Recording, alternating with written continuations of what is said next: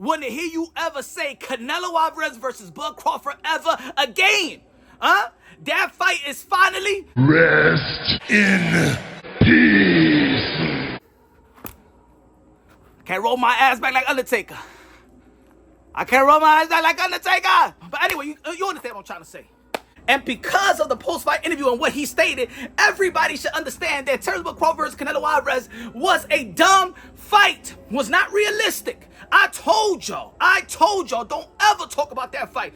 Moving up 3 divisions up, because even with the fight with Canelo Alvarez and Jermell, the undisputed 154-pound king, when he went up there 2 divisions up, it should have humbled y'all and be like, you know what? Damn, I was thinking about Bud and Canelo, but then we just seen Charlo, who's bigger than Bud, who's accomplished like Bud in terms of being an undisputed, and he couldn't even hurt Canelo Alvarez. He couldn't even dent Canelo Alvarez. He couldn't even push Canelo Alvarez back, man. We see the size difference between Charlo and Canelo Alvarez. And yo dumb behind should have figured that out just like I did. That Bud versus Canelo Alvarez was a dumb fight, not realistic. Turki Alalshikh, stop trying to push that fight. I want Canelo Alvarez. I am offering Canelo Alvarez and money that he can't refuse. I am offering Canelo Alvarez. And if he takes their money, he would be smart to accept their money in February. Turki Alalshikh, you know that Canelo Alvarez doesn't fight in no damn February. He fights in Cinco de Mayo, Turkey. He fights in Cinco de Mayo anyway. The 4th division world champion. Super middleweight undisputed. Canelo, a.k.a. Cartelo, a.k.a. Cashnelo, a.k.a. Payday, a.k.a. Get the fuck out of here, man. Turkey think he a big boy now. Yeah, think he's a big boy now. Oh, Mr. Yeah, think he a big play over here, Oh, trying to punk Canelo Alvarez, Hey, yo, Turki Alalshikh trying to punk Canelo Alvarez out here. Mr. Yeah, ring ding ding ding ding. He trying to punk Canelo Alvarez. You better sign that contract. If you're smart, you'll sign the contract like it was a little bit threat. You threatening Canelo Alvarez to sign that contract, Turkey? They giving out Turki Alalshikh, already putting in the Hall of Fame and stuff like that. Damn, man, yo, everybody trying to kiss the ring to Turki Alalshikh. He's doing good, but calm down, sheesh. Everybody calm down, bruh. It's not a fight no more. Rest in peace. Rest in mother effing peace. Alright? You know what I'm saying? Something on the ground. 6 feet under. 8 feet under. We gonna thriller. We gonna thriller on top of that fight.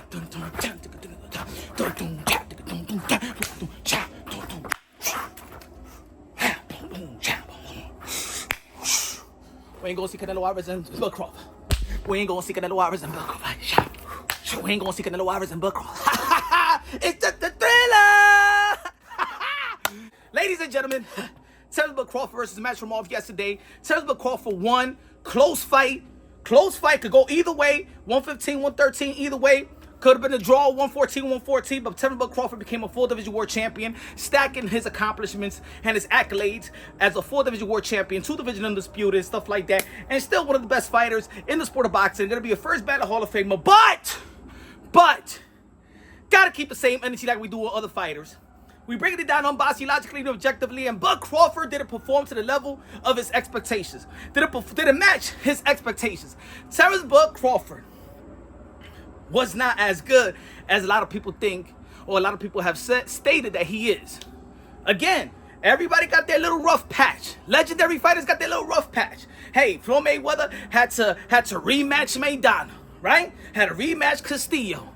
Muhammad Ali had to rematch Frazier, right? Ken Norton, right? You know what I'm saying? Canelo Alvarez had a rematch Triple G, right? Oscar De La Hoya had a rematch Shane Mosley, right? You know what I'm saying? There's patches, you feel me?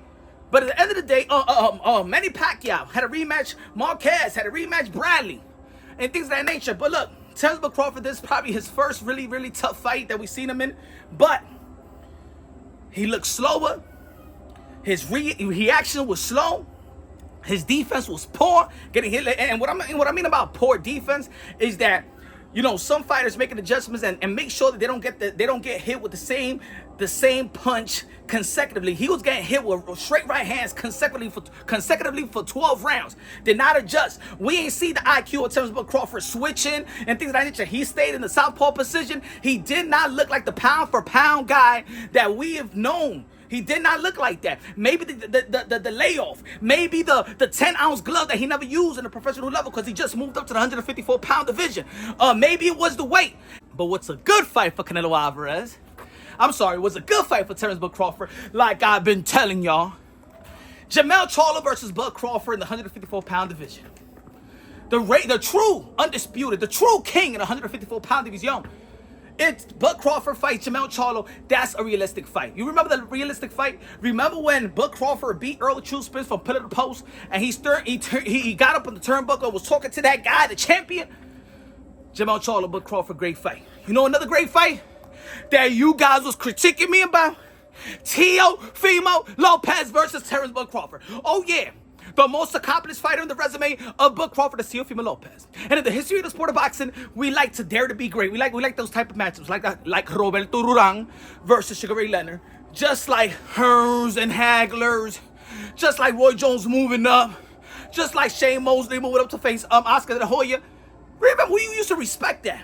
But because it's Teofimo Lopez, I don't know. Maybe Teofimo Lopez been piping y'all sisters and y'all aunties and y'all wifeys. I don't know. I don't know why y'all mad at his call out. I don't know why Terence Crawford team is mad at his call out. You saw Bo Mac.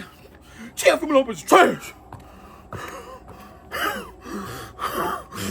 Give me a hamburger. Teofimo Lopez is trash. Give me a hamburger. Come on, man. Bo Mac, come on, man, my brother. You were celebrating Teofimo Lopez. Remember when he beat Josh Taylor and you gave Teofimo Lopez that bear hug out there when he came to New York City in the press conference of Earl Spence versus Bud Crawford? Oh yeah, he was giving a lot of props to Teofimo Lopez. He wasn't trashed in, huh? But because he's calling out Terence Bud Crawford, y'all getting a titty attack, and that's a whole lot of titty. That's a whole lot of titty that Bo Mac got. Whole lot of titty. Why you saying he trash? Man, the whole world was supporting you, Bo Mac, when you was out there locked up. Feel me? Tio was supporting you as it, but he trashed just because he's trying to be competitive and calling Bud Crawford. Who's calling Bud Crawford other than Boots? You got to give props to Teofimo Lopez. He's a 2-time lineal champion. 135, 140. That's a great matchup. Another good matchup. Turki Alalshikh did mention Vergil Ortiz. Vergil Ortiz versus Bud Crawford. Good fight at 154-pound division. Good fight, right? Who else? Boots, if you want to move up to the 154. But Eddie Hearn already explained that he ain't gonna get that fight, so forget about that, right? But I want to see Boots and Bud. A Fundora unification bout with Fundora. That's gonna be a good fight. I don't think that Fundora's gonna be fighting Earl Spence anymore, so I think that's gonna be a good potential fight right there. And he become 3-division undisputed champion of the world. And let's not forget. Yeah. Because we identify the truth over here in Punch Drunk Boxing. Subscribe to the channel. Smash the like button. Yes, Terence Bud Crawford is recognized by many as the first 2-division undisputed world champion in the 4-belt era. But we all know the real one is what Derrick James told Bud Crawford. The real one is what Roy Jones Jr. told the whole world. Teofimo Lopez was the first. Yes, he was the first. And here in Punch Drunk Boxing, we recognize the truth. Because we identify the politics of the sport of boxing. We identify the politics, we recognize the truth.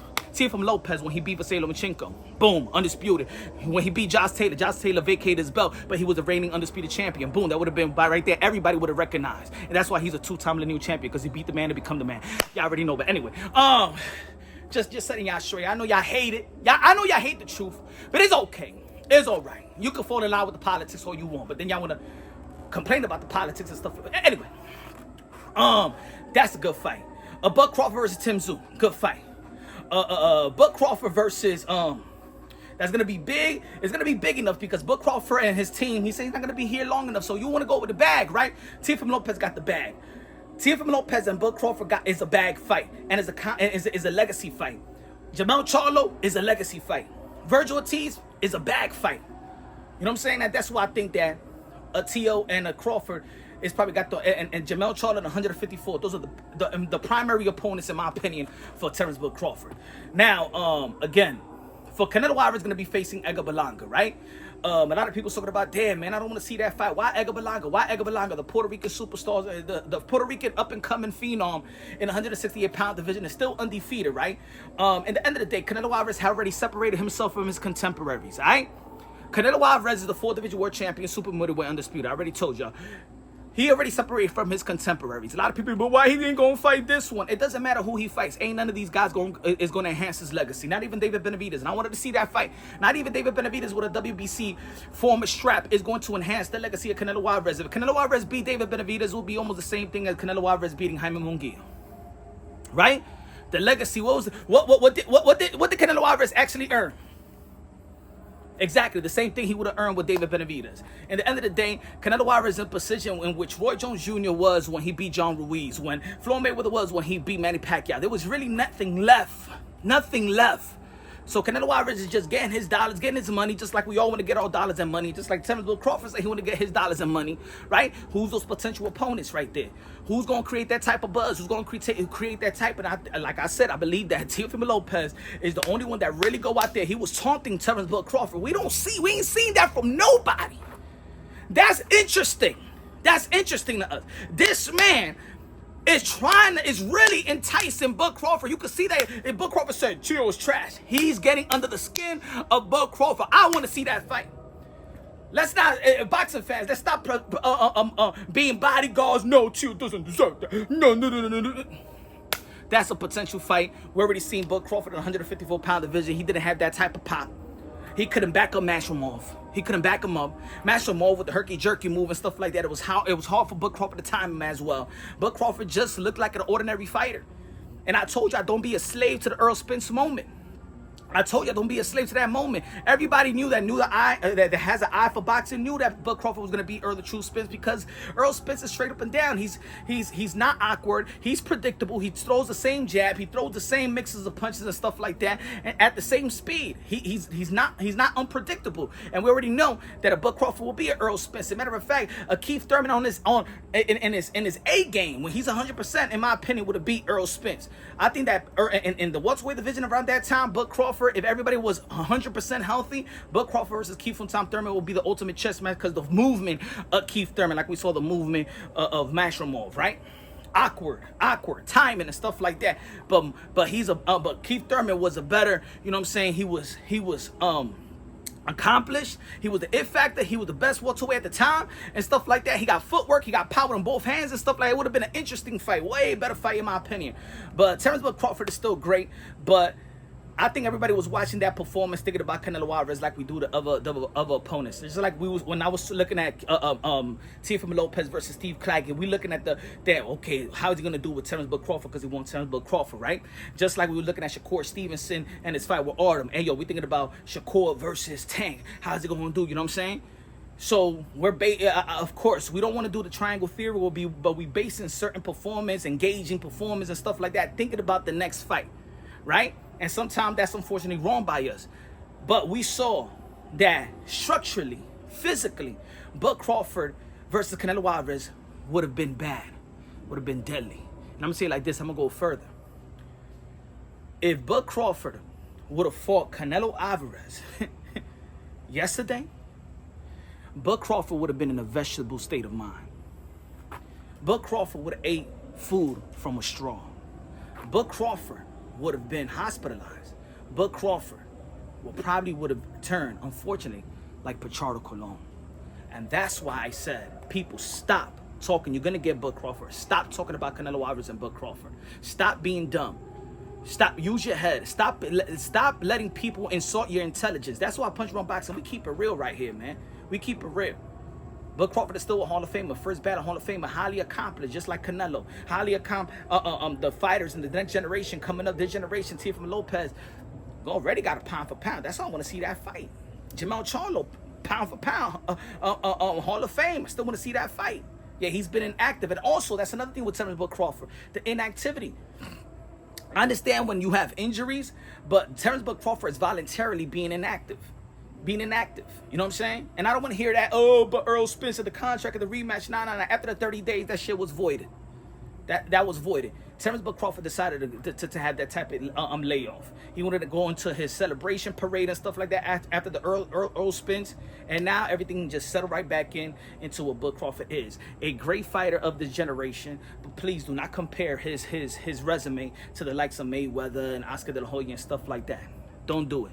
But in this generation, he's one of the greatest and stuff like that. Top 3 of this generation. Let me know what y'all think, man. Subscribe to the channel, smash the like button. Love you, God bless, and on to the next.